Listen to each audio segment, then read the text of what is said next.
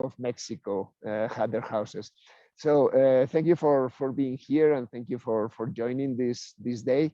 I'm very happy to have you visiting virtually Tulane School of Architecture. This is a great school, as you know, in a great university and in a great city, New Orleans, an extraordinary city to be embedded in a very intense culture, in a very intense climate, in a very intense architecture, and in a very intense all kinds of cultural scenes, including food and music, etc. Tulane, as you know, is one of the main research universities in the United States and in North America, actually, including Canada, is one of the smallest of them. So it's a university that is very nimble, is very easy to move across, is very easy to take classes in different programs, to mix with other people, and to have a really high level experience, academic experience, as one of these best research universities in the United States. And Tulane School of Architecture is one of the oldest and most prestigious schools of architecture. We have been running for 100+ years, and we have a great set of programs and extraordinary faculty. We are a school that is very committed to really educate great professionals, and we are very well regarded on that, but also to educate great citizens and intellectuals and people who are going to be innovating in the world. That is what we really need now. In New Orleans, as you know, and you have been listening to the news, we have just weathered Hurricane Ida, a major hurricane, category 4, almost category 5. If just in the anniversary, 16th anniversary of Katrina, which was a category 3 hurricane, the city and the university has only 2 weeks after that, we were in full speed again. So the city is ready, the university is ready, the school is ready, and we continue doing our teaching and our research, and nothing like Katrina has happened again. So it's an intense place, but we are very ready to enjoy the intensity of this place. The hurricane and many other things are explaining us how important is the built environment, how important architecture is to inhabit the world, and how important is to innovate and to adapt and to change our ways of how we have been doing many things until now. And this is something that the School of Architecture is very committed to. We are designing, we are investigating, we are finding new solutions to how to deal with water, architecture, public space, buildings, how to develop the land in a different way, how we are going to change how the built environment is going to be much more adapted and much more resistant and much more equitable for the people, because we know that the difficulties that climate change are producing to is affecting everyone, but is affecting much more people who have less means. So the environmental equity is a real thing, as well as the health equity, etc. So the School of Architecture, sorry for this plane that is hovering over my head. 1 second. The School of Architecture is really committed to have you educated as great professionals that are really going to change how we are inhabiting the planet. And for that, we have a great set of programs. We have our BARC, our 5 years program in architecture. That is our main program, for which most of you are probably interested. But we have also sustainable real estate, we have design, we have preservation. We are going to add next year landscape architecture and engineering. So we have a school of the built environment in which you, as an architect, will be studying architecture, but will be able to also learn about landscape. We will be also able to learn about other design options or real estate, how the development of the land can be changed. And from the School of Architecture, you will be able to connect with many other areas of study that are really important and essential: issues of environment, issues of social sciences, anthropology, health, and culture, arts, and all kinds of fields that you would be interested and will be educating you as a rounded architect, but also as a rounded citizen and as a rounded intellectual who is going to be developing new ideas that we really need. So thank you again for joining this day with us. I hope very much that you will be enjoying the conversations, presentations, ideas, and the possibility of joining one of the best regarded, most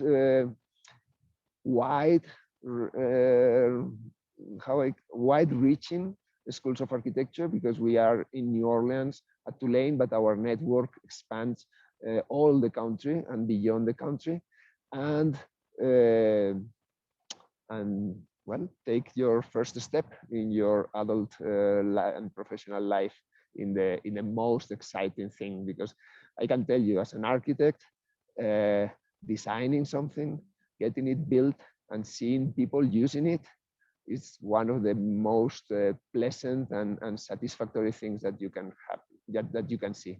Really seeing kids playing in your buildings, playing in your public spaces, people using and smiles in those spaces, then you feel like you have done something for human life and for the people. So congratulations for being interested in the most exciting activity and profession that you can imagine, that I really, really love. Thank you and enjoy the day. Thank you, Dean Iñaki. He's actively representing one thing about our faculty is that they're doers and they're active participants in their field. And so it's not uncommon for a professor to be out in the field working during the school year. So thank you, Dean Iñaki, for that message. I'll now introduce our professor of design, Tiffany Lin. She's going to give us a program overview of our architecture program. Great, thanks. Can you all hear me? Can you hear me, Michael? Okay, great. I'm going to share screen, actually. And I have some slides for you all. All right. I'm Tiffany Lin. I'm an associate professor of architecture. I've been at Tulane for 12 years now, mainly coordinating foundations, architecture, design studios, and recently directing our new Bachelor of Arts and Design program, which I'll talk about in a little bit. So the School of Architecture, as our dean has said, is at a really vital time. We are growing, we are excited to make change. And our studio culture, I think, is essential to young people in the way that we approach creative problem solving and collaborative thinking. And here's a picture of our typical pinups and critiques where professors are sitting together and team teaching to review work that students have come up with. We are so lucky in that we're situated in New Orleans, and we draw upon the city's culture, history, architecture, and unique geographic location in our studio work. So we see New Orleans as kind of a design lab to test our ideas and speculations in the studio. I'm going to talk a little bit about the different degree paths, because we get a lot of questions about the differences in degrees and what they mean. And if you get nervous at any point, don't, because they're non-committal. And we always say that we are a small school, so we're nimble, we're flexible, and you can kind of curate your path through the school. So the four main... Tiffany, yes. Tiffany, sorry, I don't know if you are showing slides. We only see the first slide. Oh no, I was showing slides. Sharing has paused. Please, please contact your host. Well, let's see. I'm not sure why. Okay, give me 1 second, everyone. It's a little bit odd because I can't see the audience faces. Probably if you have two screens. Yes. It's tricky. We're experiencing technical difficulties. Now, You Here we see go. now, screens moving now? yes, yes, yes, Okay, yes, perfect. great. Okay, Okay. great. So this was the opening slide, and this was the slide of professors looking at student work, team teaching during the critiques. And our unique city, which I have grown to love, and our degree paths. So we are here. And I was talking about the 4 undergraduate degree paths and how they're all housed under the School of Architecture. And I'll talk about them in detail. And if you all have questions, you can write them in the chats because we get a lot of questions typically about this.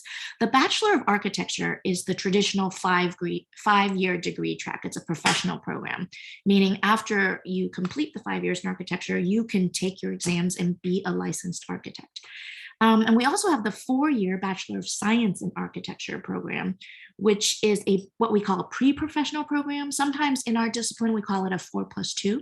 So you do your 4 years in undergrad, and you'll have advanced standing in a graduate program. So you would do 2 more years of graduate school in order to be able to take the exams to become a professional architect. And then the Bachelor of Arts in Design is something new that we've cooked up in the past year that's gaining a lot of traction. It is designed to be a double major. So a lot of Tulane students want to explore and have multiple interests. So the Bachelor of Arts in Design uses our faculty and expertise in offering design education for those who are not necessarily interested in becoming an architect or only becoming an architect. And then the Bachelor of Science in Real Estate is also a new-ish program drawing off of our graduate real estate program, in that it can be paired with multiple degrees. A lot of business majors like to dual major in this Bachelor of Real Estate program. And then I'm going to show you some slides that talk about how the research of the faculty really folds into our studio curriculum that we, like Inyaki's on site, we are making, we are doing, and our profession very much informs our research studios in our making. And then some exciting digital fabrication and technology we have growing at the school. And that's really something our new dean has pushed forward in the studio culture. And I'll show you some images from there. So a recap of the degrees, the 5-year degree is kind of our flagship program. It's NAB accredited. NAB stands for National Architecture Accreditation Board, which means you can go be a professional architect afterwards. It is our most robust program. Is that it's 5 years because it's 10 semesters of design studio. And those are the big design courses, which are 6 credits each, leads to licensure. The 4-year program is more flexible, and students who want to become architects typically will do 2 years in graduate school after that. The Bachelor of Arts in Design is the lighter kind of design interest that can be coupled with other degrees, as is the Bachelor of Real Estate. So at a glance, here are our numbers. We have about 250 undergraduate schools students and 100 graduate students in our school. So we're the smallest unit on campus, which makes it great because we know everybody's names, students know the faculty, and there are very few classes that are more than a studio of 12 or a seminar of 15. The big kind of required courses are with your classmates within the same year, so everybody knows each other. And we have a robust connection with our alumni who are practicing architecture in the field. Here are some images from first year studio. So this is fall intro freshman studio and on the first day. So you see there are some professors sprinkled in here, teaching assistants. Each studio of 12 has a teaching assistant. So we have you making and drawing on the first day. There's no answer, there's no failure. We're experimenting, we're taking you into the city. Here on the right, you see students drawing at Audubon Park, which is just across the street from our campus. And that is the site of the first project, which is to design a pavilion in Audubon Park. Students often will pin up their work for discussion. So it's very collaborative and interconnected in that way. Some images of experimentation in first year. So those of you who have any kind of anxiety about, oh, I'm not good at math, oh, I can't draw, I don't know anything about buildings. It's not buildings. It's really in the core of the design studios is creative problem solving and thinking and learning that design can be a process that enriches your life and your ability to kind of be resilient and and deal with complex issues, managing complexity. So here's some analog collage making and some digital collage, experimenting with scales. We're using a chair as a way to understand the size of the human body, and then using that to speculate on form and spaces that are perhaps more abstract. And then we always mix the 2D with the 3D all through the design course. Here are students working in teams to create a chair out of cardboard. And here's a graduate teaching assistant, and we show how to scale up your ideas and make little models first, and then full scale interpretation of that has to that you have to sit in for the review. Here's an example of a pavilion. So it's a little quarter scale model that's put on site at Ottoman Park, and we take pictures of that, and we learn to think about spatial sequences, how you walk, how you work with existing context, shade and shadow and movement. Here's a slide from our sustainable real estate program. Here, a bunch of graduate students and the director of the program there, Cassius Peeler. And there was so much interest in the program that we piloted an undergraduate component, which is very popular now. And these students are visiting local developments. This is a sustainable housing project. So a lot of field trips, learning from actual projects that our faculty are engaged in. And no pressure, but there's no pressure to declare your major until the end of your sophomore year at Tulane. So we very much encourage students to experiment, especially with the courses that we have within the School of Architecture, to take a real estate class or take an urban studies class or a preservation class in order to either decide on a degree track or choose a minor in the program. Some research and practice. Here you see a student kind of sanding down the inside of a tunnel. And I'll show you that project in a second, but design build, I think, is one of our most unique offerings at the school. And research travel. Here, a group of students are visiting Addis Ababa in Ethiopia. They're funded research studios where we go and meet local communities and provide design services. So back to that project, sorry, it's a little out of sequence. Here are students pouring concrete into the tube formwork of that tunnel, which became part of a playground for Hotel Hope, which is a housing for transitional families, and students studying what that might feel like, the scale, the size, the shape of that tunnel, working with nonprofit community partners. So we have real clients, students are engaging in people who need design services. And in one semester, through the Small Center for Collaborative Design, students are designing and building something for the community, which I think is fabulous. They range in scale, these builds. Here is a little apothecary cart for during COVID when we scaled down a little bit, as opposed to our biggest build, which is Grodat Youth Farm in City Park. It's a youth empowerment kind of urban farming campus that is made up of recycled shipping containers. And if you have an opportunity to come to Tulane, you should definitely visit that project. Urban Build is another one of our design build initiatives. You may have heard of this after Katrina, so we're on our 16th house now. Every fall semester, students design a house, a dwelling, a home, one unit in the fall, and then students actually physically build it in the spring semester. And we've done 16 of these houses, and they're award-winning, like the design awards for the AIA, American Institute of Architects, are blind. They're juried blind, and these projects of our students often win these national recognition, which is great. And here, a review happening in the house itself. International programs. So as you heard from our dean, Alday is from Barcelona. So we have really great connections with programs existing in Barcelona, and Tulane has a kind of umbrella international studies office where we encourage our students to travel abroad for at least one semester and kind of support them in their coursework so that when they return, it's continuous. And these are some of the existing programs that our architecture students have traveled to: Copenhagen, Berlin, Prague, Barcelona, Rome, Singapore, Melbourne. I used to teach the Rome program.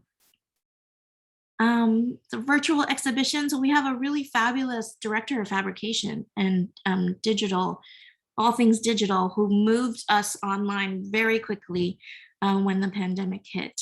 And we're back in person now, but I wanted to share with you a little bit of our fabrication and technology at the school. We have a suite of laser cutters, 3D printers that produce these models. These are analytical models of a site on Jefferson Island. 3D printers that can kind of 3D scan and print. I think there's an image of that. So really useful in historic preservation when we are scanning existing conditions. And here's our digital fabrication manager, Nick Lakazi. There's a robot, and I think it's in scanning mode. So it's kind of scanning his face, or, you know, for architecture, it'll be topography. For design, it might be a chair or a space or a room, and using that as a basis. We have several drones in our school, which is super useful after Ida to check out how our roofs fared. And we use those for site analysis, site documentation, and also learning from more than just Google Earth, that you're actually in the pilot seat. Here's our CNC mill that kind of 3D routes digital models. Here's an example of a paver from a studio happening right now. The PCI studio is a concrete, Precast Concrete Institute has funded one of our design studios. And they're testing kind of pervious pavers that can happen on parks and roadways. So these are 3D printed, meaning you're not pouring plaster, you're not making it out of sheets. It's kind of made by a robot and printed layers. And the Sukkah, those of you who are celebrating Sukkot, every year the architecture students design and build a Sukkah on campus.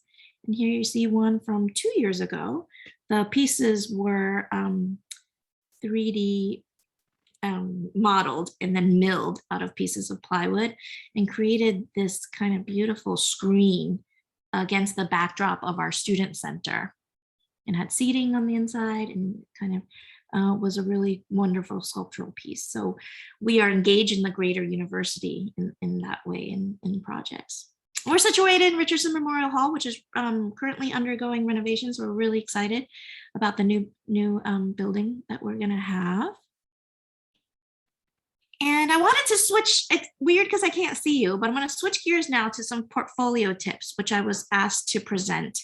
And we highly encourage you to submit a portfolio of your work with your application. It's not required. It's entirely possible to be admitted to Tulane based on your academics alone. But this extra portfolio piece helps us give you extra scholarships is one big reason. But also, if you are somehow borderline on the admission scale, the portfolio can really tip you over into becoming a part of our school. So I wanted to show you some advice. I guess I've been reviewing these for years, and typically we get somewhere from 500 to 800 portfolios. So we look at them very quickly. So I need you to know that and know some tricks to submitting a portfolio that is effective for this purpose. So some advice: showcase drawings from observations. A lot of times students think that they should show architecture work because they've done some architecture in high school or some summer programs, and by all means you should show some, but not all. We really want to see your mind and your hand at work. So drawings from observations are always great. A range of media to show your skill set. So not all pencil, or not all painting, or not all color, or not all black and white. Document your work. I'm going to show you some examples in a bit of how to just do little things so that you're showing the best version of the work that you've made, because we're looking at it digitally on a screen. Curate your best work, meaning selecting only the best 10 to 12 pieces, not everything, right? Your portfolio is as good as the weakest piece. Clarify design concepts with diagrams and sketches. There'll be a place where you can write about your work, and often we like to see that if it's relevant. So some examples of stellar portfolios that I've seen in the past, and we typically look at your work as a suite like this. So it's important for you to see if your work makes sense together. And I would say this is stellar because there is a wide range of media. Media is what you made the thing with. There's some 3D stuff, there's some 2D stuff, there's charcoal, Conte crayon, watercolor, sculpture. Another high-ranking portfolio, really sophisticated use of color. It's a lot of portraiture, but there's some black and white in there, drawings from observation. And then some examples of maybe not as successful portfolios, in that the subject matter maybe is a little bit childish, but mostly that the work isn't documented well. So I think a big part of how to upload this stuff for us to see is to know how to take a good photograph. Take it in natural light, never at night with incandescent lights, but in natural light, natural sunlight. Make sure there are no shadows in it. Make sure you crop it a little bit. And I'm going to show you an example of how to do that. Here's another suite of works that maybe wasn't as strong as it could be because of, when you take photos of models or drawings in low light, they look kind of yellow like this. And that's something you can correct on your phone, and you should. Maybe too many architectural pieces. A lot of times the architectural pieces show us what your teachers are doing rather than what you are doing. So if you have some of those, definitely complement it with some drawings from observation, meaning you're looking at it and you're recording it with your mind and your hand. I have a little example here of how those two, clearly one is a drawing of the other model, right? That how a little bit of post-production might make your work better. So that yellow can be easily taken out with a program called Photoshop. There's even a Photoshop for your phone. So my critique of this might be that it's oversaturated, not enough contrast in the skewed composition. So if you take it into a program that can help you adjust for contrast and straighten up the photo, or just take a better photo. I think that's always the best advice. Take a better photo, maybe combine something that is 3D with 2D if they are meant to be together, and submit that as one image so that they support each other. So in a way, a little bit of post-production or editing in the computer before you submit can go a long way. And one of the best pieces that I've seen and it shows personality, right? And oftentimes if we're looking at 800 portfolios, I won't click on every one, but if I see something like this, I might click on it to see what the student wrote or what the applicant wrote. And she had written about how she had spilled a cup of coffee and then kind of was inspired by the forms that became this still life drawing. And so that was interesting. So they showed a little bit of personality. It's a strong drawing from observation, high contrast, experimental use of washes described in the text, a nice range of values using bold contrast. I think on a computer screen, always err on the side of more contrast, darks and lights. A few other really strong portfolios, and the strong portfolios will be invited to something we called Preview Day, Portfolio Day, and then we interview with you, have a portfolio review, and there are a number of scholarships given out based on your portfolio. And we invite you to, I know this was really quick, but if you have any questions, please reach out. There are a bunch of us who work with the admissions office, and we can answer your questions. Hey, Tiffany, we got a couple questions as you were speaking, so I'm just going to, I think they're good for everyone to know. So the first question is, are you able to submit other modes of art like literature or performance videos? There is, for the main Tulane application, absolutely. There are uploads for videos for that. And for the Dean Scholarship, there is too. So that's something many people don't know about. Tulane gives out 1 to 2 Dean Scholarships per school. So we typically give out 1 or 2 for architecture. And that's a 5-year full ride in tuition. And so that's an extra prompt where you solve a design problem. And a lot of people upload videos for that. And for the portfolio, would that work? What what's the range of mediums that you can use for the portfolio? I've never seen a video for the admissions portfolio piece, but I don't see why not. I'm not as familiar with the current Slate interface, if it allows for that, but I would say reach out to Michael Kasana and see if you have a rocket video that you want us to see. I would find a way to get us to see it. Yeah, we always tell students, submit a portfolio based on your creative potential. So anything that shows your creative potential, if that is a poem you wrote or a watercolor drawing or a sketch, like the sky's the limit, but, make sure it shows creativity. So I think a performance art, as like theater, may not be the best digital portfolio for architecture. But maybe if you worked prop design for that theater, that might be a good thing to submit for portfolio. So hopefully you see the difference there. Anything to add, Bailey? No, just speaking on the Dean's Honor, that is, as Tiffany was saying, that's one of two of our full tuition scholarships. So that is a totally separate application that would be due on December 5th.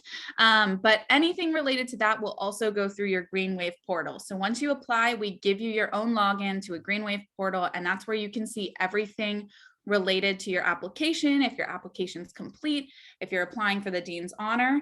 And that is also where you'll upload your portfolio, and you definitely have capabilities to upload video in there. Great. And then another question for you, Tiffany, is will submitting poor or undeveloped portfolio to Tulane diminish your chances of getting in? Absolutely not. Absolutely not. It only helps you. That's a great question. I forgot to say that. It can only help you. Yeah. Another question is mechanical physics and calculus compulsory for architectural program? Not compulsory in our program. It is in some. We have a physics for architects course that is a required course in your second year of matriculating in the architecture curriculum, but you can place out of that. Some people place out of that if they've had AP physics or calculus. I have to look that up. Always good, but not required. Yes, let's see some other one.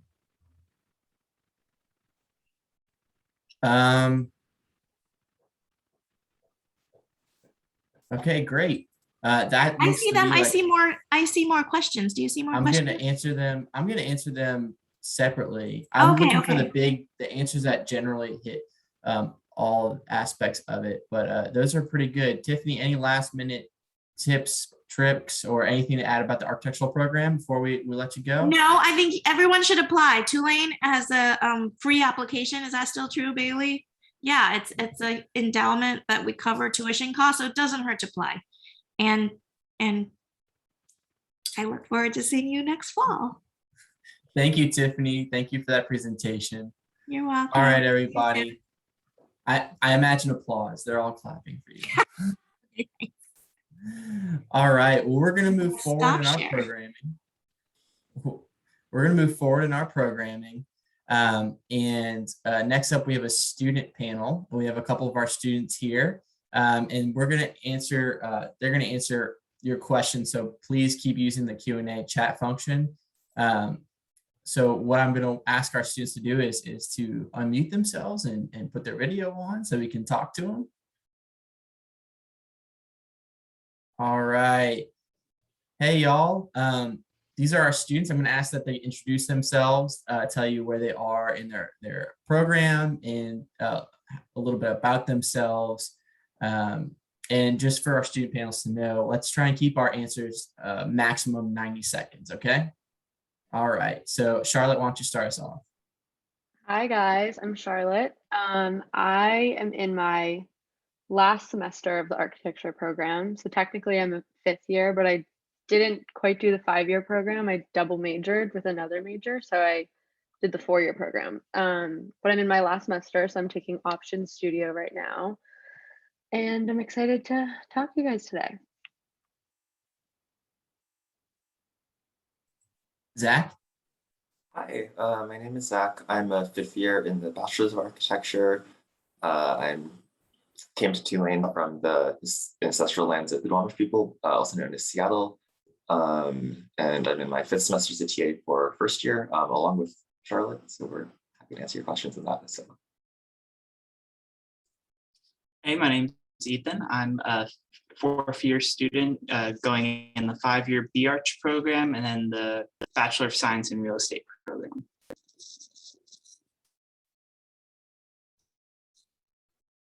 You're muted, Michael. I clicked it. Awesome, everybody. So I think what's great now too, the question that probably most students are asking is, how did you choose Tulane and why did you choose architecture? So you can take, a couple minutes if you want to answer those questions. Those are big ones. Yeah, so I came to Tulane knowing that I wanted to study architecture. I also hadn't really studied it before, so I knew there was a chance I'd come in and completely hate it. So I wanted the option to study something else rather quickly. And coming to Tulane, I figured, I could have had an entirely new schedule on day 2 if that turned out to be necessary. Obviously, fortunately, it didn't. I think I was really drawn to Tulane for the kind of connections built after Hurricane Katrina to the city of New Orleans, especially to the Small Center, which is our kind of community outreach center where we do design build works with community partners, kind of like nonprofits, like schools. We're working with the farm right now, some artist groups, things like that. That's also kind of what's kept me to stay. Is there's just a lot of just rotating opportunities through there that allow you to kind of put into practice things you're doing in the classroom with actual like people in the community, doing kind of like pro bono design work as well. So it's really a way to increase your impact while you're still a student. I'd really just found that Tulane checked a lot of my boxes. I came here undecided, so I wasn't sure that I was going to study architecture. I kind of maybe was considering it. So freshman year, I took some of the elective courses in architecture just to kind of get a feel for it before I took studio. And after taking those classes, I could tell that the school had such a strong community that I really wanted to be a part of. And obviously, I was also intrigued by the actual academics of it too. So then my sophomore year, I started taking studio, and I've been taking it ever since. Yeah, for me, it's kind of along the same lines. I knew I wanted to be an architect.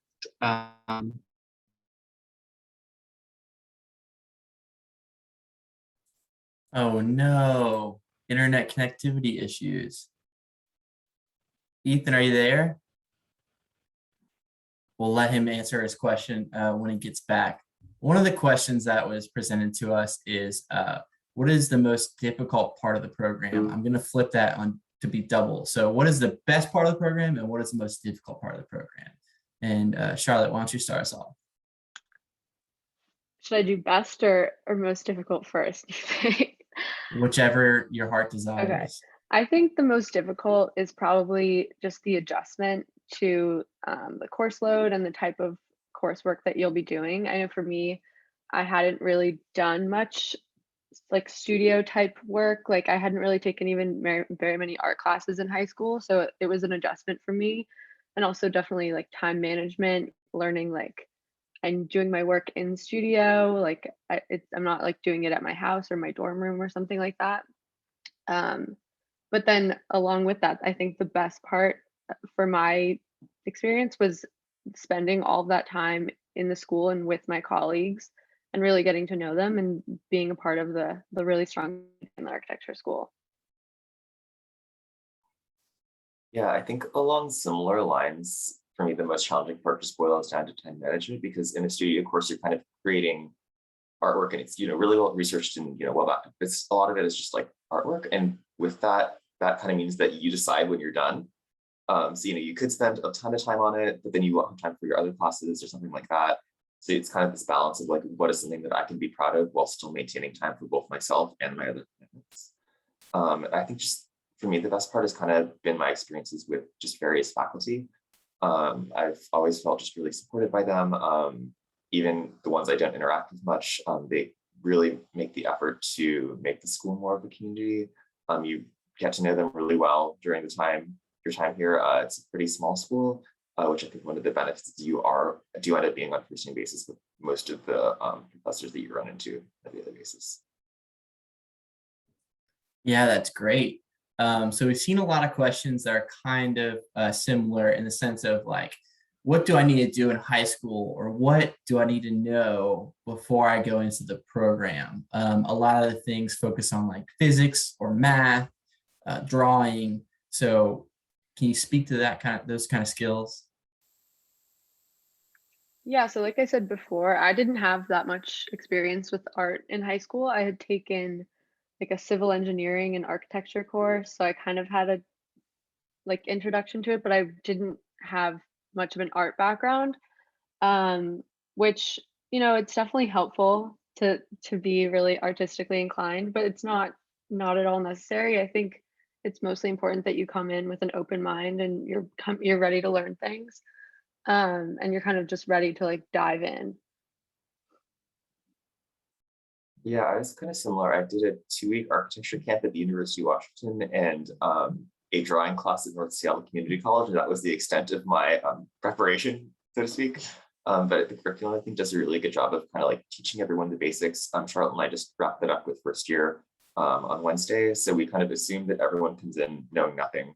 And we kind of teach you all the basics of drawing that you'll need to kind of build up that scaffolding during your time here. And that's kind of the first 3 weeks of first year. It's just like, how do you draw? Great. Ethan, are you with us? Yes, I am. I'm sorry. One of the joys of Zoom stuff is Wi-Fi dropping. So Yeah. Ethan, why don't we go back to a question for you? What's the best part of the program for you, and what is the most difficult part of the program for you?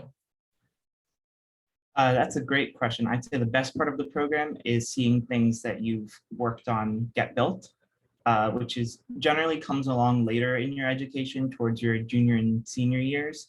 But as early as your first month of school, there's a sukkah design build every year, which is a small pavilion for the Jewish Harvest Festival of Sukkot that anyone can do. And every year it gets built in the LBC Pocket Park and goes on display for about a week. And from my first year, I was able to do that right off the bat. And it was a great experience to see the drawings with the team get translated into something that we actually got to build. And then I'd say the toughest stuff is luckily behind me, but definitely it's the transition to studio life. The studio environment is not the same as the environment you've probably experienced in high school. It's much more intense. Many people kind of live, breathe, eat studio, but I can't endorse that. But it's definitely that transition to an environment where you're constantly expected to produce a pretty significant sum of work between classes. And that's just the honest truth about the way architecture school works. Absolutely. Just want to remind everyone, if you have questions, go ahead and use the Q&A function. I'm going to switch it to more of post-graduation thought and ask you guys, what are your thoughts? What are you hoping to accomplish once you have your degree in architecture? So I'm graduating in December, so I'm thinking a lot about this right now. I don't know exactly what I'm going to be doing yet, but like I mentioned earlier, I'm a double major with environmental science. So I'm kind of hoping to be able to do something kind of with the two, like with this like sustainable design. I know there's a lot of job opportunities in that field, in like just in architecture firms, but also in like government. There's like the US Green Building Council, which does like the LEED rating system. So there's a lot of different areas that I do think an architecture degree kind of will allow you to pivot towards a lot of different careers. The most popular probably being an architect, but that's not necessarily everyone's path. I could definitely see myself, working in like a conventional architecture firm, but then at the same time, I could see myself doing something with sustainable design and not necessarily pure architecture. I spent the summer working for the school doing our public interest design fellowship. So we were working directly with some community partners, again, providing the kind of like pro bono design services. And so I think based on that experience, I would really love to go into some kind of, community development oriented design position. So whether that's like actually designing, buildings, or if it's something like kind of more small scale, I really don't know yet. There's kind of a lot of ways that can go, but we've got the rest of this year to figure that out. Yeah, I don't know exactly yet, but I think I want to work in a firm in New York City, kind of get my license, and then establish my own private practice and go into development as well. There's a great synergy between real estate development and architecture, and many development firms actually have architects on staff. So yeah, we'll see what it takes us. That's great. And then going along with that, a lot of students are asking about what it's like to pursue licensure. So is that something that every student studying architecture does, or is that something that is really, if you choose that route, and maybe what you can do if you don't get licensed, or what you do when you get licensed? That's a lot, sorry.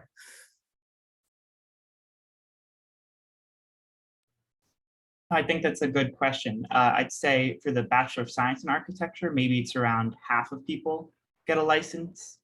For the Bachelor of Architecture, the 5-year program, it's probably closer to 2/3, maybe even a little higher. But 100%, people go into all sorts of fields. And one of the great professors in the school, Scott Bernard, likes to always say, an architect has the training to be an interior designer, a landscape architect, an industrial designer, an artist, a graphic designer, but none of those people can call themselves an architect. So you really have an all-encompassing education that's to a very high standard. I would just add there is like a legal distinction in that by being licensed, like that enables you to legally call yourself an architect. So, when Charlotte and I graduate, like we're not going to be able to say that. So that's just something to keep in mind. And that means you can kind of sign your own drawings and kind of assume legal responsibility for them. So that is kind of that extra step, that it is kind of the professional level, and that you're the mark of you're entering the profession. Great. I'm going to shift you back to when you were applying to Tulane and ask you, what did you submit a design portfolio? And if so, what did it look like? I applied undecided to Tulane, so I did not submit a portfolio. I don't even think I knew about submitting one because I was completely unsure what I was going to study. So no, I did not.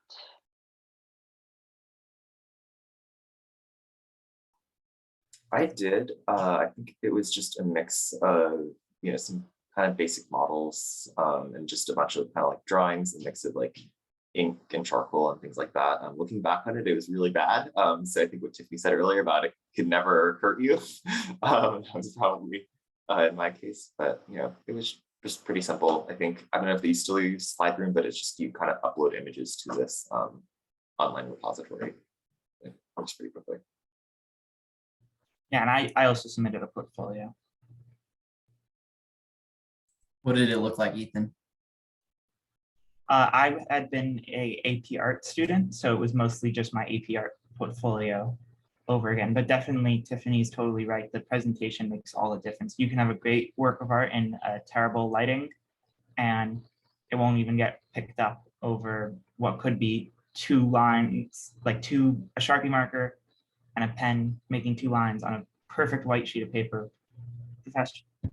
Professors love that stuff. So presentation is everything. And that goes in life as well. Great. Bailey, there's a lot of questions about the technical side of submitting a portfolio. Could you just address that while we're talking about it? Yeah, for sure. So here is what it will look like when you apply, right? You will fill out the Common App or the Tulane app. We don't care which one. We have no preference. Now, once you submit the Common App or the Tulane app, admission will give you access to what's called the Greenwave portal. And you can go on the Greenwave portal and check your application status, That's where you'll get any updates regarding your admission and anything related to admission. So basically, the first step is completing your application and turning it in. Once you get access to that Greenwave portal, that's where you will submit a portfolio. So the portfolio won't be submitted with your Common App or with your Tulane app. It'll happen after. And I've seen some questions about when is the portfolio due, that sort of thing. We recommend that you submit your portfolio as soon as you have access to that Greenwave portal and as soon as your application is submitted, because what we don't want to happen is we don't want you to apply early action, let's say, right? You turn in your application by November 15th, you're all done, and then you decide to submit a portfolio in early December. By that time, we've probably already looked at your application, so we won't see your portfolio with your application, which is why we recommend turning it in as soon as you can. That way we can make sure that it will be read with your application. If you wait too late, we might never see your portfolio, right? So there's no hard deadline for the portfolio because, again, it's purely supplemental and it can't hurt your application in any way. But we do suggest submitting it once you have Greenwave portal access. Great, thank you. Awesome. Question to our students. So is it possible to double major or to pursue a minor with the architecture degree? Yes, I would say definitely. It definitely requires some planning ahead to kind of map out when you'll be taking all of your classes. And I also think it depends what degree you're pairing it with. There's a lot of students in the school that are also studying real estate or studio art. And I think those degrees work really well with the architecture degree. I'm studying environmental science, and I definitely had some challenges kind of just getting all of my classes to line up because they are both fairly small degrees. So like the classes are offered only at certain times, but I would say definitely, yeah. If you want to double major, you should definitely try it out. You could minor in something too. So I think it just comes down to like being able to plan ahead and kind of map out when you'll be taking which classes. Anything to add? Yeah, I also have a double major, but as Charlotte mentioned, I'm in real estate, so it's a little easier for me. Since it's in the same school, you have the same core requirements satisfied in both programs from the same classes.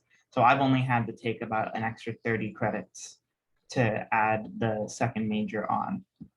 So definitely there's places for both. I would say that the 5-year degree is a lot harder to do the second major outside of the school, just because you're in studio every semester in the 5-year program. So that can be pretty onerous. Just curious, what's the wildest double major pairing you've seen with an architecture degree? I remember being in studio with someone my sophomore year who was also studying psychology. So that was pretty different.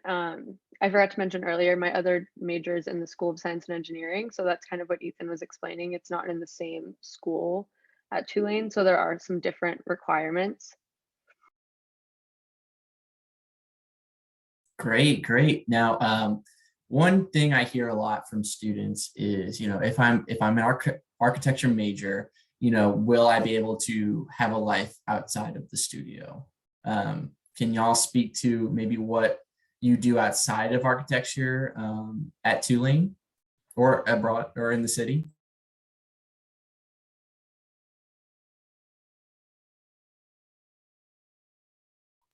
Yeah, so I also work for campus health and do kind of like public health outreach, kind of like just programming and workshops and stuff, which brings me a lot of joy. And it's also something I've done since my first year. And it's just, working on like time management skills is kind of what it comes down to. Is just like planning out like what do I need to do when and like how much time can I afford for this? And then if I need more time than that, like how do I kind of come up with the flux for that? And there's always times in the year where like one thing is going to take precedence over the other, and it just happens. And I think professors are pretty understanding. Like sometimes you show up to class and you don't have as much as maybe you'd like, and they'll work with you, and it's just as long as it doesn't become a pattern, like they understand what happens. I've been involved in the School of Science and Engineering, as well as the School of Architecture. So I was in like Women in Science, and I had a brief internship at the Office of Sustainability. But I've also found that there's also a lot of opportunities in the architecture school to get involved. So like the architecture frat APX is one. The architecture student government is a great thing to be involved in. Ethan's our school president. So I think, yeah, there's lots of opportunities to get involved both in and outside the school. And I think what Zach was saying, it's kind of like you just have to set your priorities, and sometimes like you'll have to shift things around if one has to take precedence over the other based on your schedule, but there's definitely room for a lot of different involvements. Yeah, I was just going to say I'm a poor example, perhaps, of life outside of architecture school, just because I'm so involved with things in the architecture school. But the majority of my friends are not architecture students. I don't even live with an architecture student. So like you can get out there and meet people through other activities for sure. And don't let the talk of like all-nighters scare you. I'm sure if you've been on any admissions tours, people have joked about like, oh, that's where you sleep. But I haven't had to pull an all-nighter since sophomore year. And the only reason why I had to pull one in the first place is because I chose to do, activities. And then I was like, it's okay, I'll just make up for it overnight. So it's all about the work-life balance and what's best suited for your schedule. But there's no reason you'll have to be trapped there 24/7. You can have a weekend. I take Saturdays off, don't normally even like go on the computer, and it's not an issue. Great, great. A big theme of time management coming from our students here. So that's very helpful. We're not getting many questions. So if you have any questions you want to submit, go ahead and submit them. But I think we can kind of come towards an end and just say, like, what is your advice to someone who's applying to Tulane and applying to architecture? What pearls of wisdom do you have for these students?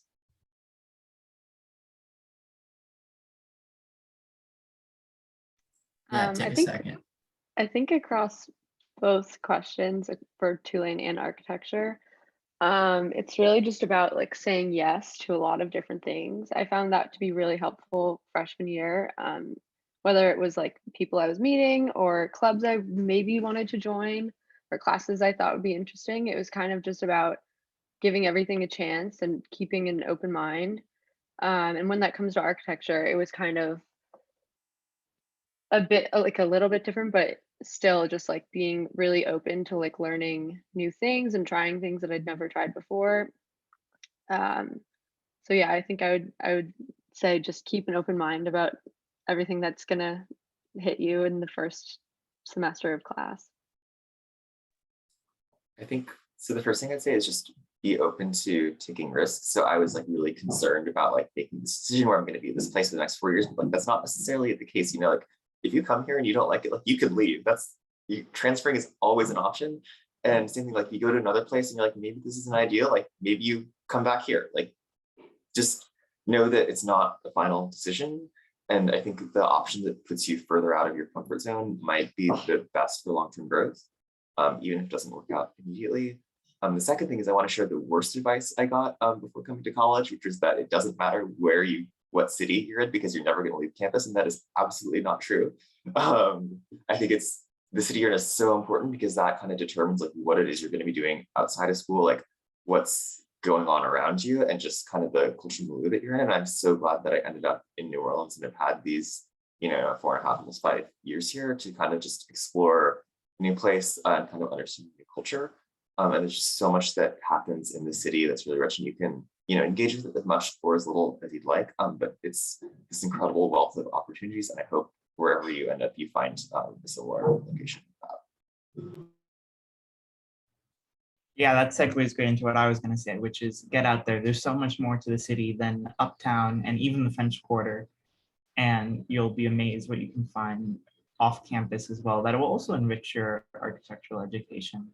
And also time management for real. Use the Outlook calendar. You'll never regret it. And that's the key to having a good work-life balance, which I really do stress. No one to say yes, but also no one's saying things, and to say, is it, does this assignment need to be perfect, or do I need to go out for the third time this weekend? So yeah. Awesome. Well, thank you so much to our student panelists. That was really great advice, and I think you helped our students out a lot. So you guys, thank you, and you can leave right now. We're just going to talk to our students about some admission stuff. Bye, y'all. Adios. All righty. Bailey, you want to start us off? Yeah, so now's the time. If you have any last minute questions about admission, about architecture, we're going to sit here and answer any questions that you have. I see we have some in the chat. We keep getting a couple questions about the Dean's Honor Scholarship. But first, I want to just start by explaining real quick the application process, just so y'all have that before we go into anything else, right? So as I said, Tulane will take the Common App or the Tulane app. We have no preference. We have 3 rounds that you can apply to Tulane. The first is going to be early decision, which is our early binding option. So you sign a contract saying, if admitted, I will attend Tulane. That is due November 1st. Our second option is early action, which is our early non-binding option. That's due November 15th. You're not obligated to come if you're admitted. And finally, we have regular decision, which is due January 15th.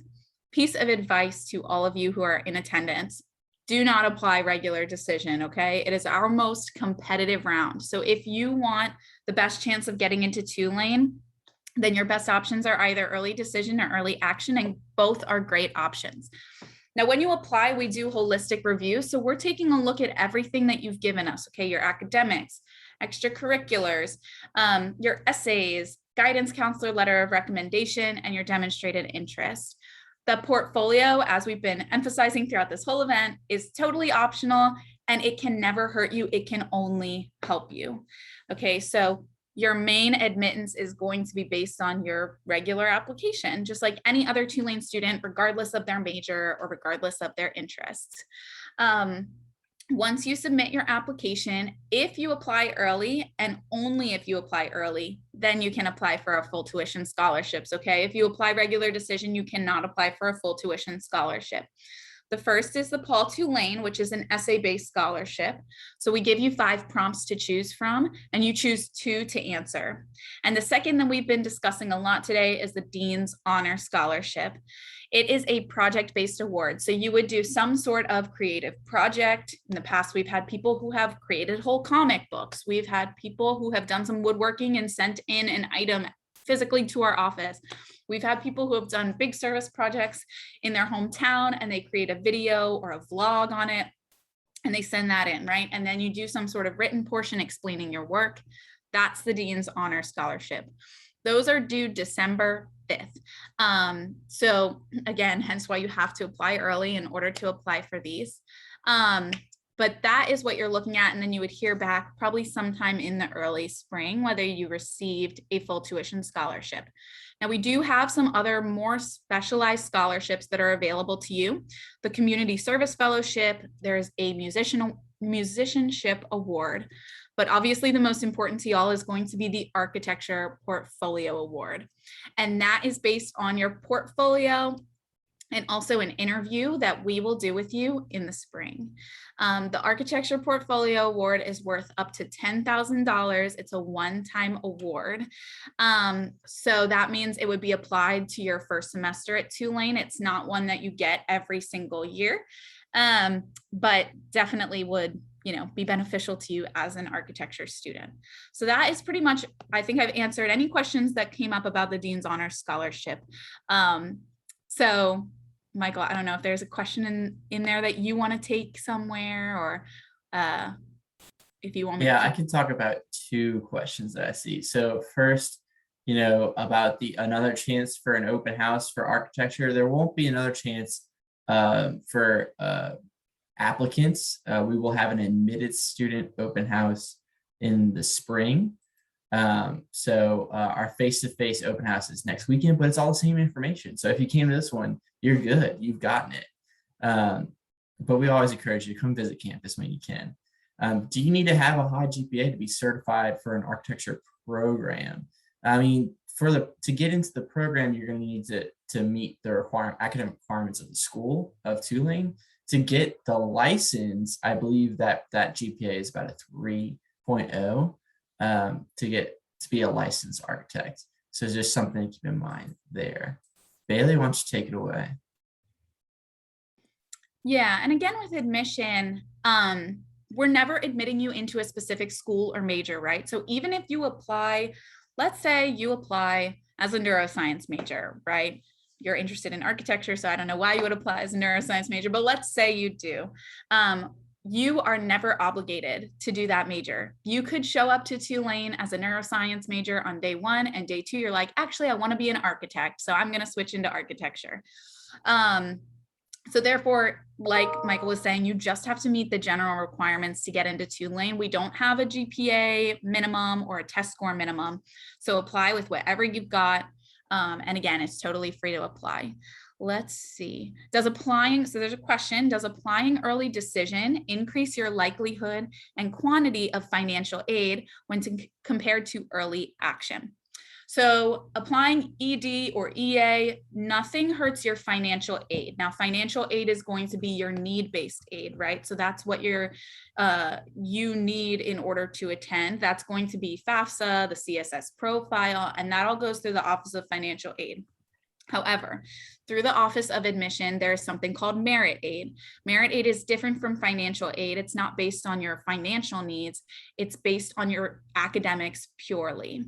We have a different pool of merit aid for early decision applicants versus early action applicants. So yes, if you apply early decision, your merit aid could be impacted.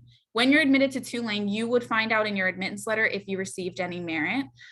Typically, it's not that our ED students do not receive merit, because students who apply ED can still receive merit scholarships, but they tend to be smaller merit scholarships than if you would have applied early action. So my piece of advice always is apply ED if you are 110% sure Tulane is the school for you, and if it is a financially viable option for you and your family or whoever is paying for college, right? Tulane has a high price tag and we know that. So if it is any sort of financial burden, I would suggest applying early action rather than early decision.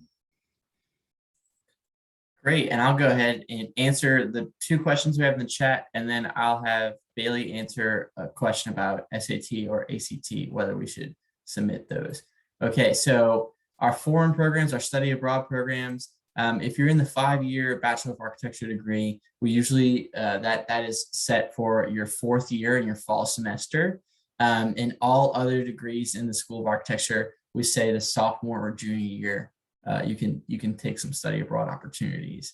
And then the question is, do you pay individually for materials, or does Tulane Architecture supply those materials? You pay for the materials in your fees when you apply it to Tulane, when you pay for your fee bill. So you're paying for them, but there's a lot of instruments and tools that we provide in the School of Architecture. And then Bailey, why don't you answer our optional ACT, SAT question? Yeah, so this applies to any of you who are seniors who are applying this year. If you're a junior or sophomore, sit tight. We're not sure if we're going to be test optional yet, but for this upcoming year, we are test optional. So that means whether or not you submit a test score, you'll still be considered for admission, you will still be considered for merit scholarship, and you will still be considered for the honors program. So there is absolutely no penalty for applying without a test score. We want you to know that first and foremost. Now, our middle 50% for the ACT tends to fall between a 31 or a 32 up to a 34. And for the SAT, it's typically between a 1420 and a 1520. So my general piece of advice is if you fall within that range, you know, a 31 plus on the ACT or a 1410, 1420 plus on the SAT, then I would say definitely submit your score because it falls right within our range. Now, it's not that we don't admit students with scores lower than that, but at that point, the test score is not going to be the shining star of your application, right? So if you have a score that's a little bit lower, that's totally okay, but you can keep that off of your application and let us focus on the parts of your application like your GPA, your activities list, your essays. Let us focus on those part of the application that are really strong and that are really going to make you stand out as an applicant. Awesome. Awesome. All right. We're going to go ahead and conclude our architecture preview day there. If you have any questions for us, feel free to email us. I'm going to go ahead and put my email address in the chat so that you have it. And I'll ask Bailey to do the same. So if you have any questions later on, feel free to email us. We'll be happy to answer it. If you haven't visited campus yet, we strongly encourage you to visit campus and come see us in New Orleans. That's always a great time. But with that, yes, thank you for coming, and we hope y'all have a great day. Bye, y'all.